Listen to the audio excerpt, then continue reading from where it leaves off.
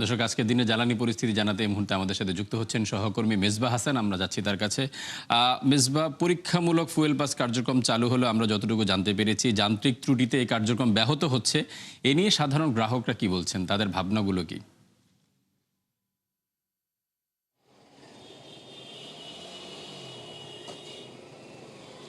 Faruk, fuel পাসের পরীক্ষামূলক কিন্তু গতকালকেই চালু হয়েছে। আজকে মূলত 7টি স্টেশনে চালু হওয়ার কথা, কিন্তু আজকে থেকে পুরাটাই সার্ভার ডাউন হয়ে রয়েছে। পুরা কার্যক্রমই ফুয়েল পাস কার্যক্রম বন্ধ রয়েছে। আমরা ইতিমধ্যে দেখেছি এই স্টেশনেই কিন্তু গতকালকে ফুয়েল পাস চালু করা হয়, কিন্তু তারপরে কিন্তু এখানে কন্টিনিউ হচ্ছিল, কিন্তু পরে কিন্তু এই সার্ভারটা ডাউন হয়ে যায়, যার কারণে আজকে কিন্তু 7টি স্টেশন চালু হওয়ার কথা থাকলে কিন্তু পুরোটা বন্ধ আছে। আমরা দেখেছি যে আগের যে ভোগান্তি ছিল সেই ভোগান্তি কিন্তু একই সময়ের সময় দীর্ঘ 1 মাস ধরে সেই একই ভোগান্তি কিন্তু রয়েছে।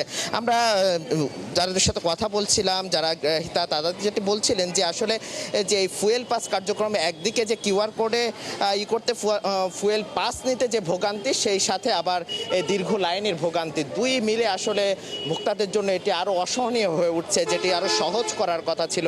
এই পাম্প এখানে যে ম্যানেজার আছে তার সাথে আমরা কথা বলছিলাম, তিনি যেটি বলছিলেন যে একসাথে যে এই যে পাম্প যে মালিক, তিনি বলছিলেন যে এই ফুয়েল পাসের মাধ্যমে আসলে যে সহজীকরণ যারা করতে চাইছিলেন, কিন্তু সার্ভার ডাউনের কারণে তারা এটা করতে চান। যদিও 7টি পাম্প এর মধ্যে আওতায় নিয়ে আসার কথা, কিন্তু এখনও পর্যন্ত কিন্তু 2টি পাম্প চালু হলে আজকে থেকে কিন্তু পুরাটা বন্ধ হচ্ছে, যার কিন্তু যাত্রী ভোগান্তি কিন্তু এখন কিন্তু চরমে রয়েছে। সব কিছু মিলে আগের যে ভোগান্তি, সেই ভোগান্তি কিন্তু এখনও কমেনি।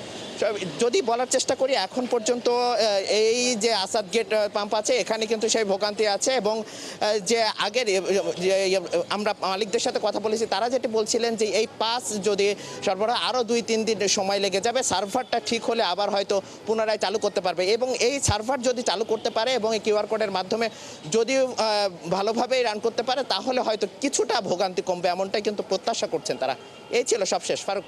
মেজবা, আপনাকে অসংখ্য ধন্যবাদ। দর্শক, আজকের দিনে জ্বালানি পরিস্থিতি জানাচ্ছিলেন আমাদের সহকর্মী মেজবা হাসান।